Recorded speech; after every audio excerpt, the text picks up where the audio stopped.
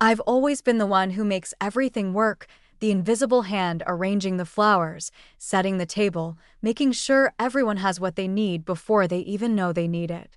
That's what mothers do, I told myself. We sacrifice, we give, we fade into the background so others can shine. For 30 years, I've been Grace, mother of 3 beautiful daughters, Leah, Jean, and Ivy, and nothing more. Somewhere along the way, I stopped being a person with dreams and desires. I became a function, a role, a pair of hands that could transform chaos into order. That Monday morning, the call from Leah didn't surprise me. Her voice was bright with excitement, but I already knew what was coming. "Mom, guess what? Ivy got that promotion she's been working toward. We're throwing her a celebration on Friday night." "That's wonderful," I said, genuinely happy for my youngest. "I'd love to be there." A brief silence followed, and I felt my stomach tighten. I knew that silence too well. "Well, actually, Mom." Leah hesitated. "There will be a lot of important people there. Her colleagues, her boss, you know. A very professional crowd. But we really need your help setting up. No one sets a table like you do." I clutched the phone tighter, my knuckles turning white. "So I'm not invited to the actual party? It's not that, it's a very formal environment. But we need you there by 4 to help with everything, please." Before I could respond, the call beeped, and suddenly Jean and Ivy were there too, talking over each other. "Mom, can you bring those gold-rimmed plates you have and those crystal glasses? Oh, and could you make those little canapes everyone loves?" I nodded, even though they couldn't see me. "Yes, of course," I heard myself say. "I'll be there." After hanging up, I sat at my kitchen table, staring at nothing. The familiar ache in my chest had returned, the one that appeared when I realized yet again that I was needed but not wanted, useful but not welcome. Over the next few days, the messages kept coming, instructions, requests, reminders. Each text message was a small paper cut on my already wounded heart. "Don't forget the linen napkins. Make sure to iron the tablecloth first. Can you bring that big vase from the living room?"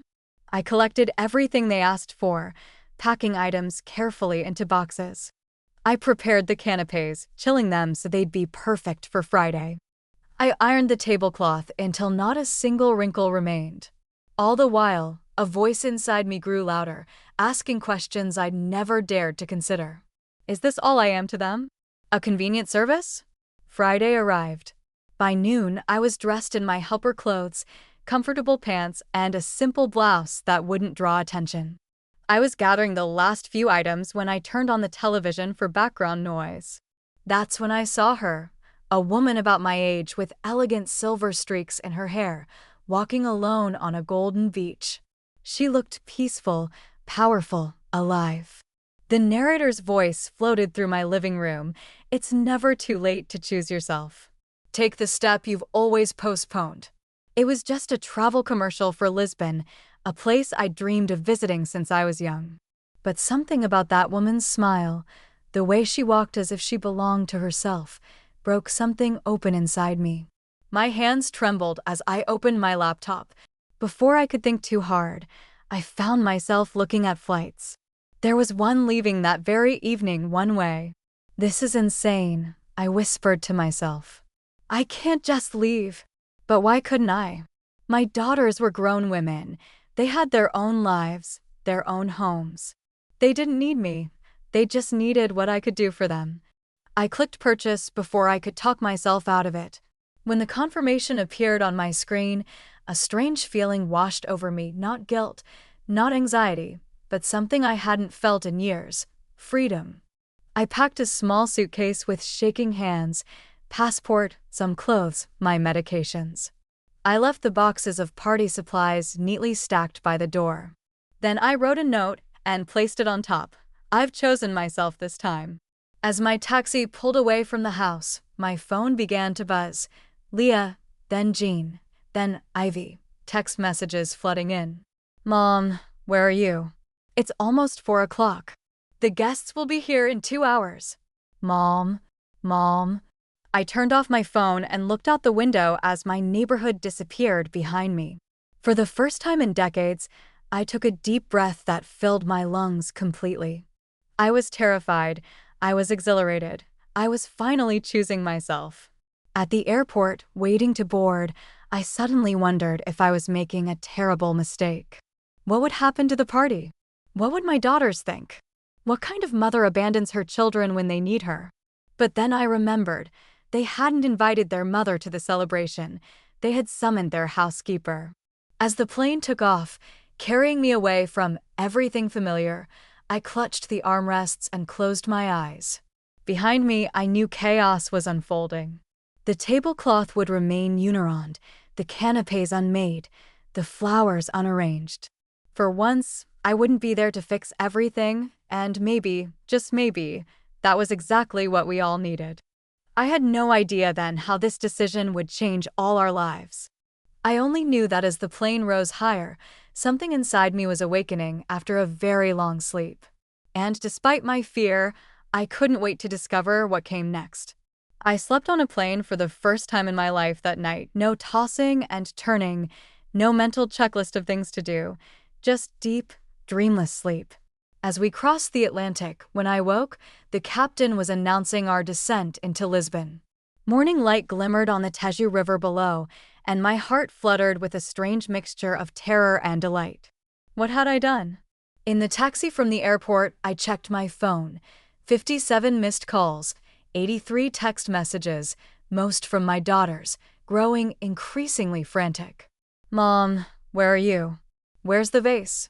The party is today." Guests began to arrive. The table was crooked, the cutlery didn't match, the tablecloth was stained. The candles, no one knew where they were. Without me, nothing worked. Tension rose. Ivy's boss arrived to a dark living room and a buffet still in its packaging. The sisters argued, accusing each other of being disorganized while trying to salvage the event with disastrous improvisations. A guest slipped on a poorly laid rug, and a glass of wine spilled on another's dress. Ivy cried in the bathroom. Jean yelled for help, and Leah panicked, trying to call me. I should have felt guilty, but instead, I felt something unexpected, relief. For once, they were acknowledging that without me, things fell apart. Without me, they couldn't manage. But the most surprising feeling was how little I cared about the chaos I'd left behind. The taxi driver, a woman with kind eyes and silvering hair, smiled at me in the rearview mirror. "First time in Lisboa?" she asked in accented English. "Yes," I answered, putting my phone away. "My first time anywhere in many years." She nodded knowingly. "Then welcome to your new beginning." I hadn't booked a hotel, another first. I'd always been the planner, the one with backup plans for the backup plans. But here I was, in a foreign country with no itinerary. The driver recommended a small pension in Alhama, the old quarter of the city. "It is simple but clean, with a view of the river," she promised. The room was indeed simple, a narrow bed, a tiny desk, a window that opened to reveal red-tiled rooftops cascading down to the shimmering blue water. I stood at that window for a long time, breathing in the unfamiliar scent of salt air and grilling sardines below. Narrow cobblestone streets wound between ancient buildings painted in faded yellows and pinks. I realized I was smiling, not the controlled smile I wore for others, but something real and wide and unstrained. Hours passed before guilt finally caught up with me. I should call them, I thought, let them know I'm safe. But when I picked up my phone, I paused. What would I say? That I was sorry? I wasn't. That I'd come home soon? I didn't know when I would. Instead, I sent a single text to all three: I am safe. I need time for myself. Please respect that. Then I turned off my phone again, tucked it into the desk drawer, and walked out into the Lisbon afternoon. For the next 2 weeks, I lived completely for myself. I ate pastéis de nata in quiet cafes, savoring the flaky pastry and creamy filling without having to share or clean up after anyone. I discovered that I loved strong Portuguese coffee and could drink it at any hour without losing sleep. I wandered through the Alhama district, getting pleasantly lost among the winding streets and stepping into tiny shops where I touched handmade ceramics and soft wool scarves. Each night, I returned to my small room, exhausted in the best possible way. Each morning, I woke to the sound of seagulls and distant church bells, and each day I discovered something new about myself. I liked modern art more than classical. I preferred red wine to white. I enjoyed sitting alone in cafes, watching people. I didn't mind eating alone in restaurants. One rainy afternoon, browsing in a bookstore, I found myself in the photography section. A large book of black and white portraits caught my eye. As I flipped through it, something stirred inside me, a memory so old it felt like it belonged to someone else. I had wanted to be a photographer once, before marriage, before children. I'd saved for a camera and taken classes at the community college. I'd had an eye for composition, my instructor had said. But then life happened, and that camera gathered dust until I eventually sold it to pay for Leah's dance classes.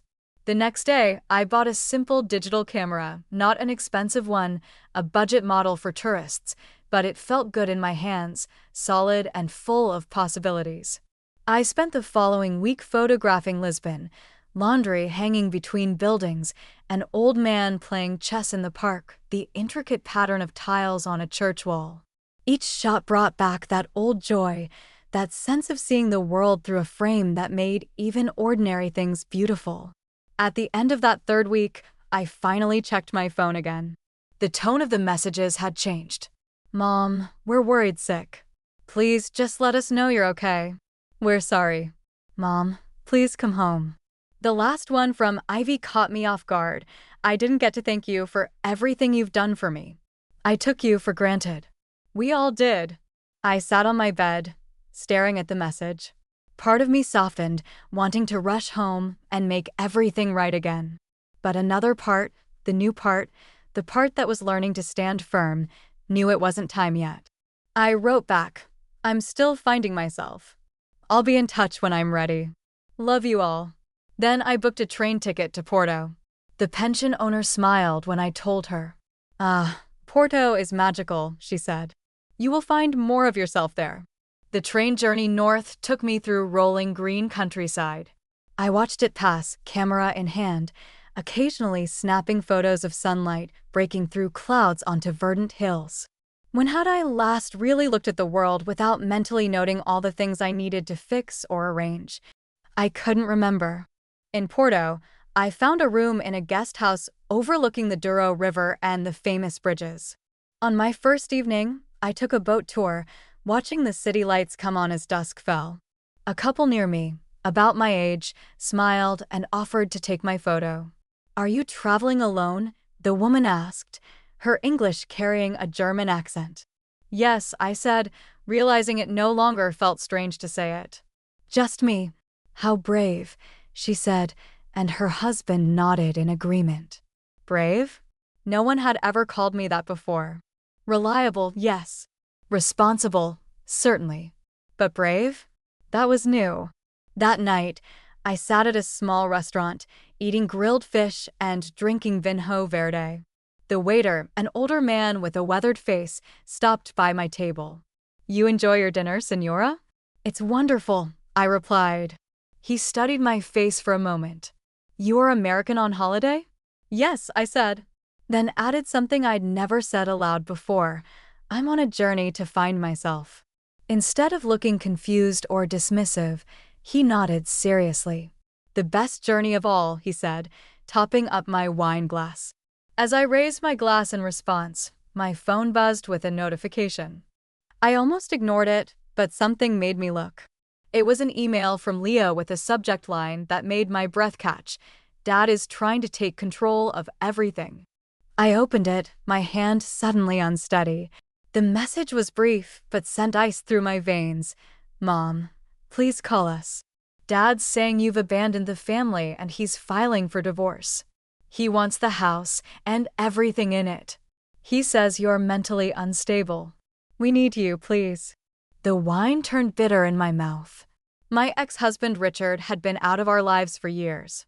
He'd left when Ivy was just 12, disappearing to start a new family with his much younger secretary, the classic story.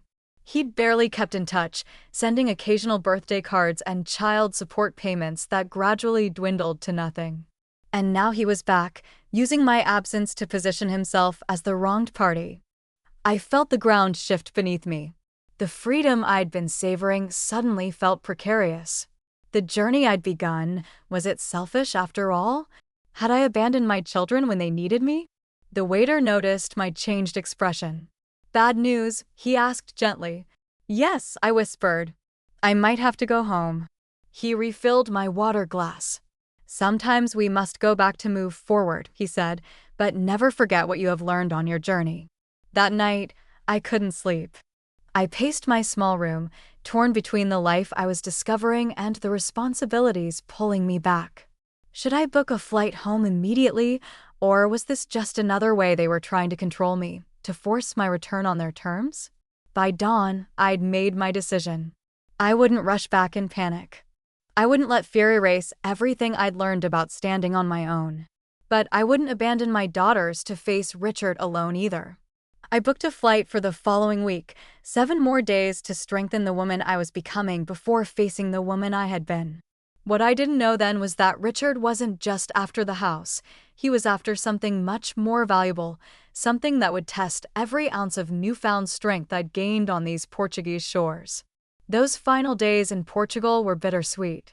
I wandered the steep streets of Porto, taking photographs and trying to absorb every sensation, the weight of the camera in my hands, the warmth of the sun on my face, the taste of coffee in small cafes where the baristas now greeted me by name. I was savoring these moments while steeling myself for what lay ahead. I called Leah the day before my flight. "Mom, oh my God, is it really you?" Her voice cracked with relief. "It's me," I said, sitting on a bench overlooking the Douro River. "I'm coming home tomorrow." "Thank goodness." "Everything's a mess, Mom." I know, I interrupted gently, but before we talk about that, I need you to understand something. I'm not coming back to be who I was before. I've changed. Silence on the line, then hesitantly, "What do you mean?" "I mean, I'm still your mother, and I love you girls more than anything, but I'm also a person with my own life, my own dreams. I'm coming back on my terms." Another pause. I could almost hear her trying to process this. "Okay," she finally said. "I think I understand. But Mom, you should know Dad's saying horrible things about you. He's telling everyone you had some kind of breakdown." Of course he was. Richard had always been masterful at controlling narratives. When he left us, he'd somehow convinced his family and even some of our friends that I had pushed him away with my obsessive focus on the girls, as if being a devoted mother was a character flaw. "Let him talk," I said, surprised by my own calmness. "Those who know me will see the truth." After we hung up, I went back to my room and opened my suitcase. Among the clothes and souvenirs was a small envelope of photographs I'd had developed, images of Lisbon and Porto, of course, but also pictures of myself that I'd asked strangers to take. Grace standing by the water, Grace smiling in a cafe, Grace looking directly at the camera, eyes clear and unafraid. I barely recognized this woman, and yet she felt more authentically me than any version I'd been in years. The flight home was long and gave me too much time to worry. By the time we landed, my newfound confidence was wavering. What if Richard had already turned the girls against me? What if coming back was a mistake? I took a deep breath as I collected my suitcase from the carousel. No, this wasn't about Richard. This was about me finally standing up for myself and for my daughters, who deserved to see what a strong woman looked like. Leah was waiting at arrivals, looking both relieved and uncertain. Her hug was tight, desperate almost. "You look different," she said as she pulled back to study me. I touched my hair, now cut shorter, and showing its natural gray instead of the dyed brown I'd maintained for years. "I am different." In the car, Leah filled me in. Richard had appeared at Ivy's apartment the day after the disastrous party, offering comfort and support. He'd quickly positioned himself as the steady parent, the one who would never disappear without warning. Soon enough, he'd started talking about financial matters. He says since you abandoned the family home, he has rights to it. He even had a lawyer call us Mom. I felt a flicker of anger. Our divorce settlement had been clear. The house was mine. I'd been the one to buy it originally, using money my parents had left me. Richard had never paid a cent toward it. He has no claim, I said firmly. The house is mine. It's in writing. Leah gripped the steering wheel tightly. That's what I told him, but he says you're unstable now and can't be trusted with assets. I almost laughed. And he's the picture of stability, the man who left his family for his 25-year-old secretary? Well, now he's saying that was your fault too, that you drove him away by being controlling.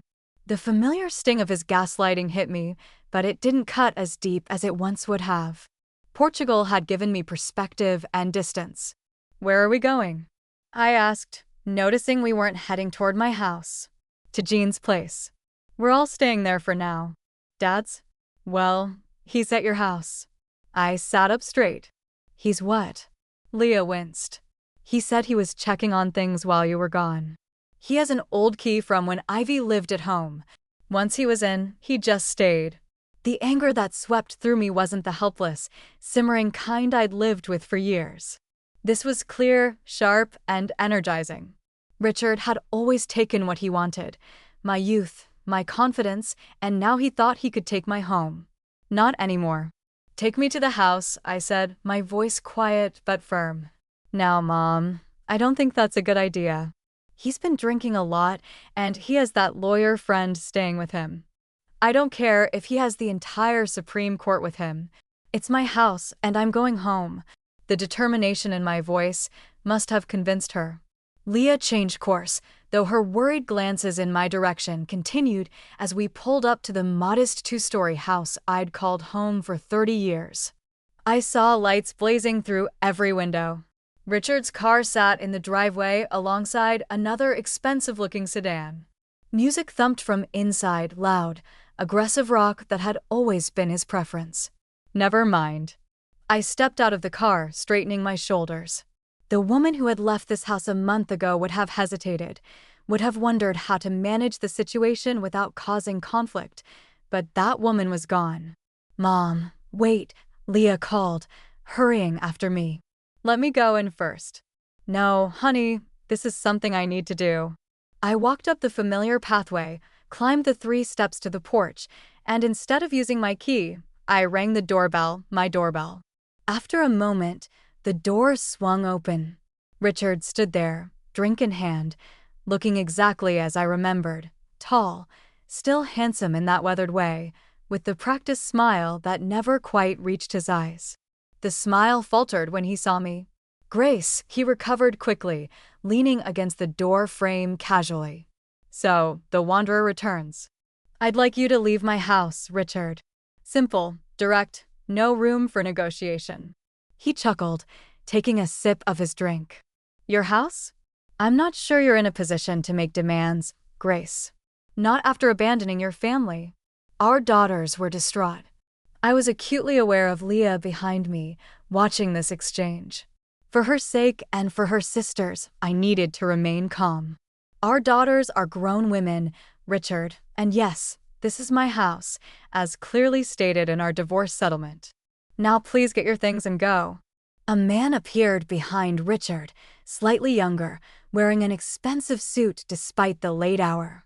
Is there a problem? He asked, eyeing me with calculation. Mark, this is Grace, my ex-wife, Richard said smoothly. Grace, this is Mark Donovan, my attorney. He's been helping me assess my rights regarding the marital assets that were unfairly distributed during our divorce. I almost laughed. There was nothing unfair about it, Richard. You got exactly what you wanted, your freedom. Now I'll say it one more time. Get out of my house. Or what? Richard's voice hardened, the charm evaporating. You'll call the police and tell them what? That you disappeared for a month, leaving your property abandoned, and now you're upset that your ex-husband stepped in to look after it. I felt Leah tense beside me. She'd always hated confrontation, a direct result of growing up with Richard's volatile temper. Mom, maybe we should go to Jean's tonight and sort this out tomorrow, she whispered. I looked at my daughter's anxious face, then back at Richard's smug one. He thought he'd won already. He expected me to retreat, to take the path of least resistance as I always had. Not this time. I stepped forward, forcing him to back up slightly. Richard, I've spent the last month discovering who I am without you, without the fear and doubt you planted in me. And do you know what I found? I'm stronger than I ever knew. So no, I won't be going to Jean's. I won't be calling the police either. I reached into my purse and pulled out my phone instead. I'm going to call Jason Reynolds. Richard's face paled slightly. Jason had been our divorce attorney, and more importantly, he had evidence of Richard's financial misconduct that we'd agreed not to use as long as Richard stuck to the settlement terms. You're bluffing, Richard said, but his voice lacked conviction. Try me, I held his gaze steadily. I've changed, Richard. I'm not afraid of you anymore. The moment stretched between us, taut with decades of unspoken resentments and power struggles. Then, surprisingly, it was Mark who broke the tension. Perhaps we should continue this conversation in the morning, he said, placing a hand on Richard's shoulder. When everyone's had some rest. Fine, Richard spat. But this isn't over, Grace. As they gathered their things, I stood in the entryway of my home, watching Richard move with angry, jerking motions, slamming drawers and doors. I noticed empty liquor bottles on the coffee table, ashtrays full of cigarette butts, though Richard had supposedly quit smoking years ago. When they finally left, rushing past me without another word, I walked through my house, taking inventory of the damage. Dirty dishes piled in the sink, clothes strewn across furniture, the framed family photos that had once lined the mantel were gone, replaced by beer cans and overflowing ashtrays. Leah followed me, her face tight with anger. I'm so sorry, Mom. We should have stopped him somehow. I turned to her, really seeing her for perhaps the first time in years. She looked exhausted, with dark circles under her eyes and tension in every line of her body. This past month had been hard on her too. It's not your fault, I said gently. None of this is. This is between your father and me. I touched her cheek, noting with surprise that my hand was steady. Can you call your sisters? Tell them I'm home, and I'd like to see them tomorrow. We all need to talk. After Leah left, promising to return in the morning with Jean and Ivy, I stood alone in my living room. The house felt different now, tainted by Richard's presence, but also strangely liberating. Before my trip, this house had been both my sanctuary and my prison. Now it could be something else entirely, a place for new beginnings. I went upstairs to my bedroom, half expecting to find Richard had claimed that too, but the room was untouched, almost as if he'd been afraid to enter this one private space. As I unpacked my small suitcase, placing my camera carefully on the nightstand, I thought about what tomorrow would bring. My daughters would come, and we would talk, really talk, perhaps for the first time. And Richard? He wouldn't go down without a fight. What I didn't know yet was that he had one more card to play, one that would test not just my newfound strength, but the bonds with my daughters as well. Because even as I prepared for bed that night, Richard was meeting with someone who knew exactly how to hurt me the most. I woke early the next morning, the jet lag still pulling at my edges. For a moment, I forgot where I was, expecting to see the small window of my Lisbon room. Instead, I was surrounded by familiar walls in the bed I'd slept in for decades. Home, but different, or maybe I was the one who was different. I made coffee and carried it out to the back porch. The small garden I'd tended for years had become overgrown in my absence. Weeds choked the flower beds, and the rose bushes stretched wild and untrimmed. But there was beauty in that wildness, I realized. It wasn't perfect anymore, but it was alive like me. The doorbell rang just after 9. I opened it to find all three of my daughters standing there, looking uncertain. Leah, the peacemaker, Jean, the practical one, and Ivy, my youngest, always torn between independence and seeking approval. Come in, I said, holding the door wide. I made coffee, and they filed in silently, eyes darting around the messy living room. I'd made no attempt to clean up Richard's chaos yet. That would come later. "I can't believe Dad did this," Jean said, kicking an empty beer can with her foot. "It's disgusting." "We'll sort it out," I assured her, "but first we need to talk." We gathered in the kitchen, the one room Richard had left relatively untouched. As we sat around the old wooden table, scene of countless family meals, homework sessions, and late-night conversations, I looked at my daughters' faces. Really looked. They were scared, not just about Richard and his schemes, but about me, about this new version of their mother who had disappeared without warning and returned with gray hair and a determined expression. "I want to apologize," I began, surprising them. "Not for leaving, that was something I needed to do, but for not explaining better. I should have called sooner, let you know I was safe." "Why did you go?" Ivy asked softly. It was the first time she'd spoken directly to me since my return. I took a deep breath. "Because for the first time, I saw myself through your eyes, not as your mother, not as a person with her own dreams and needs, but as a convenience, someone to set up parties and then disappear when the important people arrived." The flash of guilt on their faces told me my words had hit home.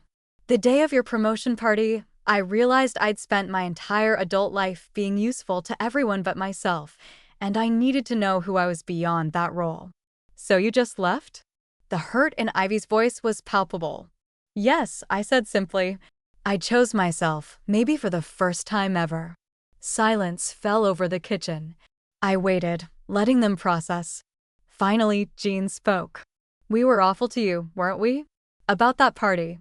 "And not just the party," Leah added quietly. "We've been taking you for granted for years." I reached across the table and took their hands.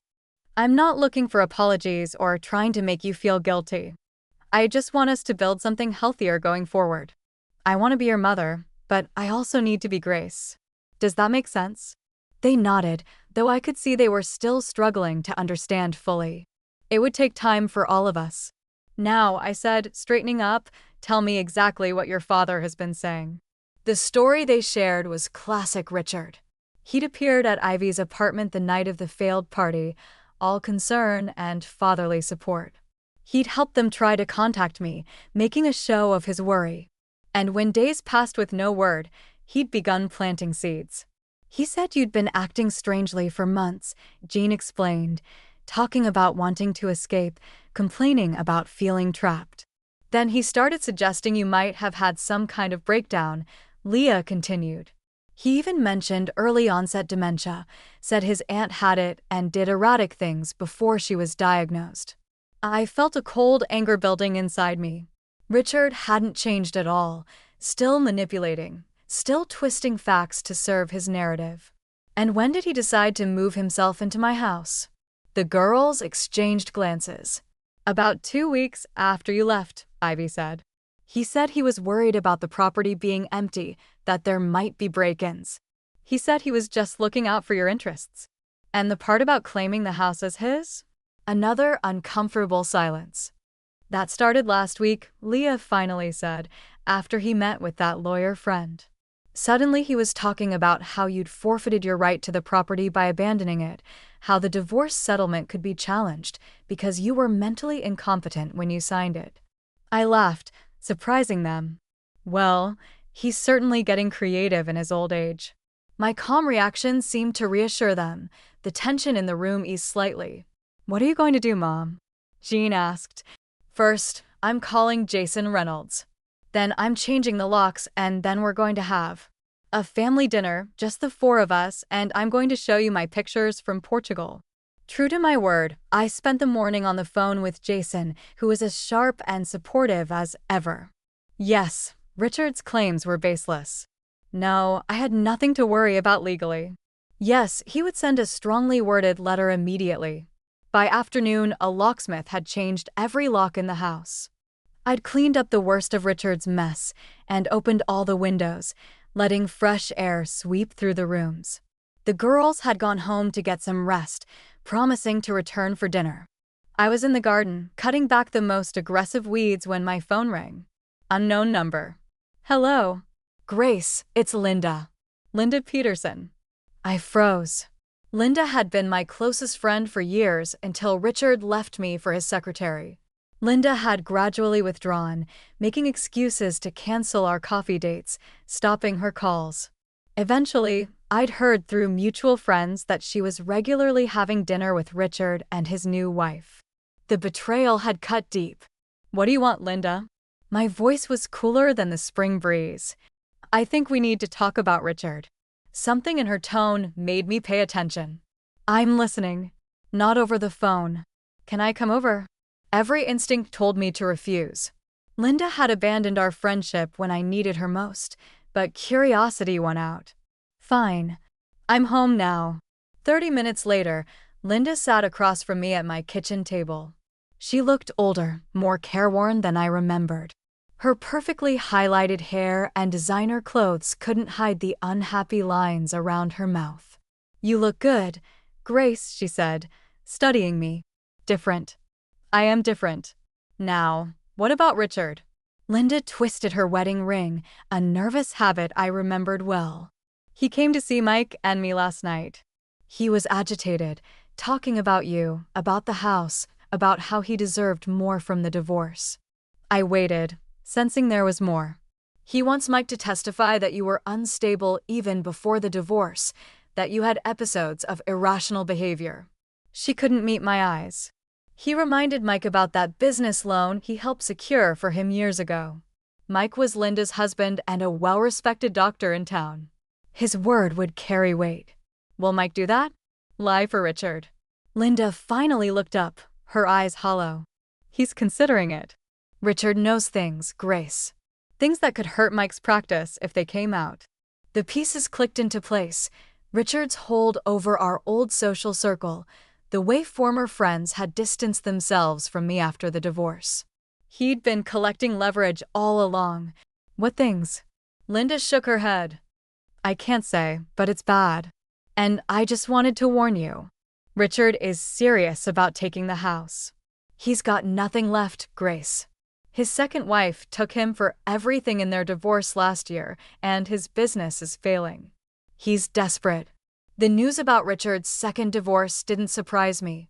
What did surprise me was the hint of sympathy I felt, not enough to change my resolve, but enough to recognize the sad, small man he'd become. "Thank you for telling me, Linda. But why now? Why help me after all this time?" She smiled sadly. "Because when I heard you'd gone to Portugal by yourself, just packed up and left, I admired you, Grace. I've never had that kind of courage." After she left, I sat in my garden for a long time, thinking. Richard was spinning a web around me, trying to tighten it until I had no room to move. In the past, I might have given in, agreed to some compromise just to keep the peace. Not anymore. When my daughters arrived for dinner, I shared what Linda had told me. Their reactions ranged from outrage, John, to anxious worry, Leah, to quiet determination, Ivy. "He can't get away with this," Ivy said firmly. "We won't let him." "It's not your battle to fight," I told her gently. "Yes, it is," she insisted. "We're a family, and I think it's time we start acting like one, supporting each other instead of taking each other for granted." Over a simple dinner of pasta and salad, I showed them my photographs from Portugal, the ancient streets of Lisbon, the boats on the Douro River, the intricate tiles and towering cathedrals. "These are really good, Mom," John said, genuine admiration in her voice. "I had no idea you were interested in photography." "Neither did I, really," I admitted. Or maybe I forgot. There are a lot of things I'm rediscovering about myself. As we lingered over dessert, Leah asked the question that had clearly been on all their minds. "So, are you going to stay, or will you go back to Portugal?" "I'm staying," I said firmly. "This is my home, and I won't be driven from it. But I will be living differently.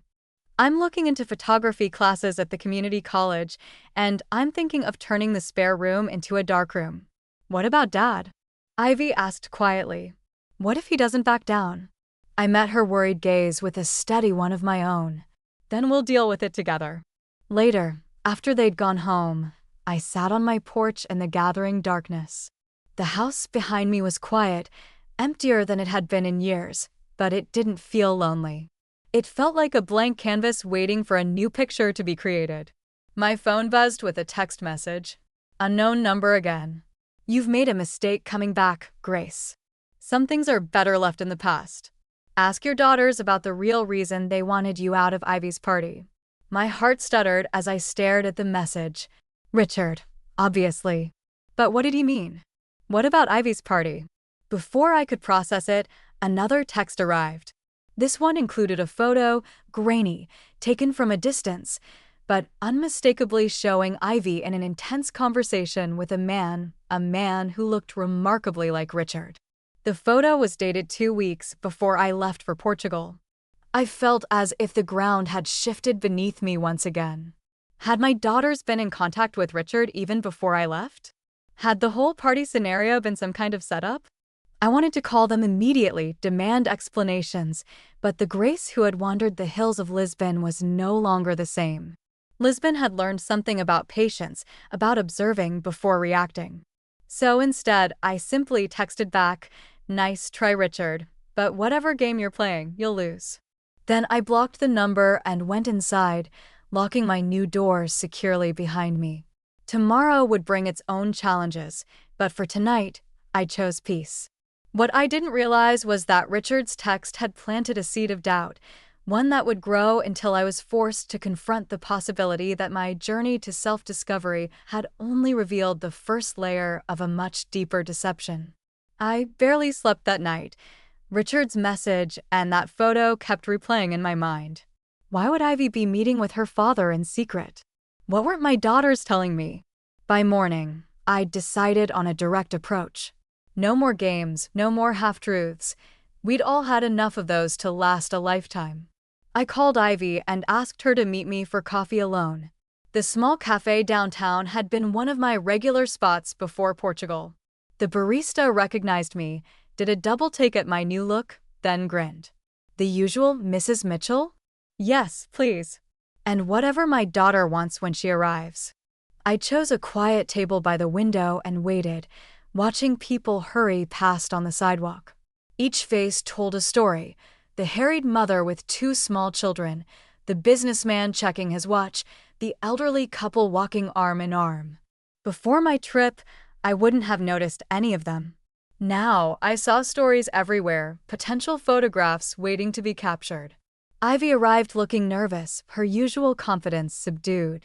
She'd always been my most ambitious daughter, the one most like Richard in her drive and determination, but today she seemed smaller somehow.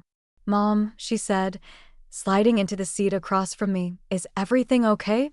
Your message sounded serious." I took a sip of coffee, gathering my thoughts. "I received a strange text last night from your father." Her face paled slightly, not surprise, but fear. "He sent a photo of you and him together from before I left for Portugal." Ivy's eyes dropped to her coffee cup. Her fingers gripped it tightly, knuckles whitening. "Is there something you want to tell me?" For a long moment, she was silent. When she looked up, there were tears in her eyes. "I'm so sorry, Mom. I never meant for any of this to happen." "Any of what?" "Sweetheart, just tell me." The story spilled out of her then, halting at first, then in a rush. Yes, she'd been meeting with Richard secretly, not just once, but several times over the past year. It had started innocently enough. He'd reached out after her company had featured her in their newsletter, congratulating her on her success. He'd seemed genuinely proud, interested in her life in a way he hadn't been since she was a child. "I was so surprised," she said, wiping her eyes. "He actually wanted to know about my work, my ambitions. He never cared about that stuff before." Over time, the meetings had become regular. Coffee every few weeks, Richard asking about her career, offering advice, connections, playing the devoted father he'd never been. "And the promotion party? Where does that fit in?" I asked, trying to keep my voice neutral despite the hurt building inside me. Ivy looked down again. "Dad suggested it. He said I should celebrate my accomplishment, that I deserved recognition. And excluding me, was that his idea too?" She nodded miserably. He said you wouldn't be comfortable with his business associates, that it would be awkward for everyone. I knew it was wrong, Mom, but he was so insistent, and he'd promised to bring people who could help my career. And so Richard was at the party? I interrupted, the pieces suddenly clicking into place. The party I wasn't invited to but was expected to prepare? Yes, she whispered. He was supposed to be. That was the plan. What happened? Ivy's laugh was bitter. He never showed up. None of his important connections did. The party was a disaster. Even before we realized you were gone, I waited and waited, but he just ghosted me. When we couldn't reach you, I tried calling him too. That's when he suddenly appeared at my apartment, all concern and support. I absorbed this, a cold clarity washing over me. He used you, Ivy, to hurt me. She nodded, fresh tears spilling. I see that now. He never cared about my promotion. It was all part of some twisted game to get back at you. And I fell for it because I was so desperate for his approval. I reached across the table and took her hand. Oh, honey, you're not the first person Richard has manipulated, and you won't be the last. He's an expert at finding people's vulnerabilities and exploiting them. Do Leah and Jean know about the photo he sent you? No, not yet. I wanted to talk to you first. Relief crossed her face. They would be so angry with me. They warned me not to trust him, but I didn't listen.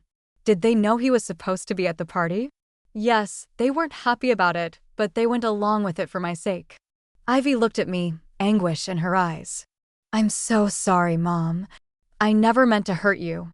I squeezed her hand. I know, but Ivy, you need to understand something. Your worth doesn't come from your father's approval or mine for that matter. It comes from within you. She gave me a watery smile. That sounds like something the new Grace would say. Maybe the new Grace is just saying things the old Grace was too afraid to voice. As we left the cafe, Ivy hugged me tightly. What are you going to do about Dad? About the house?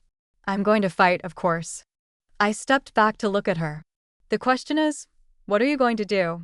Her expression hardened with resolve. I'm going to stand with you, and I'm going to tell Leah and Jean everything. We'll tell them together, I said. No more secrets in this family. The meeting with all three daughters that evening was difficult, but necessary. Ivy confessed everything, her voice steady despite her obvious shame. Leah and Jean were hurt at first, not just by Ivy's actions, but by the revelation that Richard had been manipulating all of them in different ways. You were thinking of selling the house, Jean admitted. She said you talked about it before you left. And he told me you'd been having memory problems, Leah added, that you'd been forgetting important things and acting erratically. The extent of Richard's duplicity was breathtaking. He'd been laying groundwork for months, it seemed, preparing to take advantage of any opportunity. But why? Ivy asked. What does he gain from all this? The house, I said simply. He's after the house. Jean frowned. But why? It's not exactly a mansion. I'd been pondering this myself. The house, while comfortable, wasn't valuable enough to justify such elaborate schemes unless the land, I said suddenly. Your father always said this property would be worth a fortune someday if the town expanded in this direction. And they just announced that new development project on the south side, Leah said, eyes widening. The one that's going to bring all those tech companies to town, which would make this land incredibly valuable. I finished, especially to a man who's lost everything and is desperate to rebuild. We looked at each other, the full picture emerging at last. Richard hadn't been after revenge, or even trying to hurt me specifically. He'd been after money all along. So what do we do now? Ivy asked. I smiled, feeling strangely calm despite everything we'd learned. Now we end this once and for all. The plan came together quickly. Jason, my divorce attorney, was invaluable, helping us gather evidence of Richard's machinations. Linda contributed too, providing copies of text messages Richard had sent Mike about the testimony he needed. And my daughters united for perhaps the first time in years, each played their part. 1 week later, Richard arrived at the house, lawyer in tow, for what he thought was a negotiation meeting. Instead, he found not just me and Jason, but all three of our daughters, Linda and Mike, and two police officers. The look on his face as he realized what was happening, that his entire scheme was exposed, was something I'll never forget. Not triumph, as I might have once imagined, but a profound sadness for the man he'd become. "You have two options, Richard," Jason explained calmly. "You can walk away now, no further contact, no more schemes, no more manipulation of your daughters, or we can proceed with charges of harassment, attempted fraud, and trespassing." "You can't prove anything," Richard blustered, but his voice lacked conviction. "Actually, we can," Ivy said, stepping forward. She held up her phone. "I've been recording our conversations for months. Initially because I wanted to remember your advice, later because I started to suspect your motives." Richard's face crumpled, the last of his bravado evaporating. For a moment, he looked old and beaten. Despite everything, I felt a flicker of pity. "It's over, Richard," I said gently. "Let it be over." He looked at me, then really looked at me, perhaps for the first time in decades. "You've changed," he said quietly. "Yes, I have." He left without another word, his lawyer trailing behind. Both men diminished somehow. We watched from the porch as their car disappeared down the street. "Do you think he'll be back?" Leah asked. "No," I said with certainty. "He knows when he's beaten." That night, after everyone had gone, I sat alone in my garden. The summer evening was warm, crickets chirping in the tall grass I hadn't yet trimmed. Above me, stars appeared one by one in the darkening sky. I thought about the woman I'd been before, always accommodating, always putting others first, afraid to claim space in my own life. And I thought about the woman I was becoming, stronger, clearer, unafraid to stand my ground. The journey wasn't over, of course. There would be times when I'd slip back into old patterns, moments when the voice in my head would tell me to make myself smaller, to keep the peace. But now I knew another way was possible. My phone buzzed with a text from Ivy. "Dinner at my place next Sunday. You're invited. Actually, you're the guest of honor. No setup duties allowed." I smiled, typing back I'd be delighted to attend as a guest. A few minutes later, another text arrived, this one from Jason. "House deed secure. Filed restraining order today. He won't bother you again." Relief washed through me. It was really over. The house was mine, unquestionably, and more importantly, so was my life. The next morning, I woke early, made coffee, and carried my camera out into the garden. The rising sun cast a golden glow over everything, the overgrown rose bushes, the tangled vines, the winding stone path I'd laid years ago. I took picture after picture, capturing this transitional moment. Not perfectly tended as it once was, not yet transformed into whatever it would become, just beautifully, authentically itself in this moment. Later, I called the community college and registered for a photography class starting the following week. Then I called a contractor about converting the spare bedroom into a dark room. Small steps into my new life. As summer turned to fall, I established new patterns. Sunday dinners rotated between my house and my daughters' homes, but I was always a guest, never the behind-the-scenes worker. I took my camera everywhere, developing an eye for the beauty in ordinary moments. I made new friends in my photography class and reconnected with old ones who had nothing to do with Richard. And I planned my next trip, not an escape this time, but an adventure, the Greek islands in spring, with my camera and a journal and an open heart. One evening in late October, Ivy stopped by unexpectedly. She looked nervous again, reminding me of that day in the cafe. "Mom, there's something I need to ask you," she said as we sat on the porch watching the sunset paint the sky in brilliant oranges and pinks. "Anything, honey?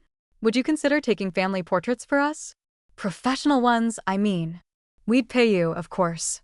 I stared at her, surprised. "You want me to take your photos professionally?" She nodded eagerly. "Your work is amazing, Mom. Those shots you took of Leah's kids at the park last month. They captured something special, something real. That's what we want." I felt a warmth spreading through me that had nothing to do with the evening sun.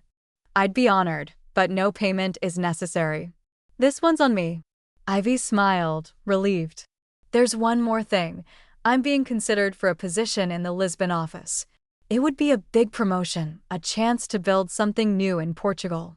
I couldn't hide my delight. Ivy, that's wonderful. I'm a little scared, she admitted. It's so far away, and I don't know anyone there, and my Portuguese is basically non-existent. I took her hand. I happen to know the most wonderful little pension in Alama with a view of the Tejo River, and I'd be happy to visit often. She laughed. I was hoping you'd say that. As we sat there, mother and daughter, watching the sky shift from orange to deep blue, I felt a profound sense of brightness settle over me. My life hadn't turned out as I'd expected. My marriage had failed, I'd made mistakes as a mother, and I'd lost myself for a time. But in choosing myself that day, in boarding a plane to Portugal instead of setting a table for a party I wasn't welcome to attend, I had found my way back to something authentic. Not perfect, not without complications or challenges, but real. And in that realness, I had discovered something powerful. When I honored my own worth, others began to see it too. The stars appeared overhead one by one, each a small light in the vast darkness. I thought about all the women like me, those who had lost themselves in service to others, who had made themselves small to keep the peace, who had forgotten their own dreams while supporting everyone else's. I wished I could tell them all what I had learned, that it's never too late to choose yourself, that sometimes the most loving thing you can do for others is to show them your full authentic self, and that we all deserve to be more than just supporting characters in our own lives. As Ivy and I sat in comfortable silence, I picked up my camera and captured one more shot of the day, our two hands resting together on the porch railing, the last light of sunset illuminating them against the gathering darkness. Mother and daughter, different but connected, both choosing our own paths forward, both finally fully seen.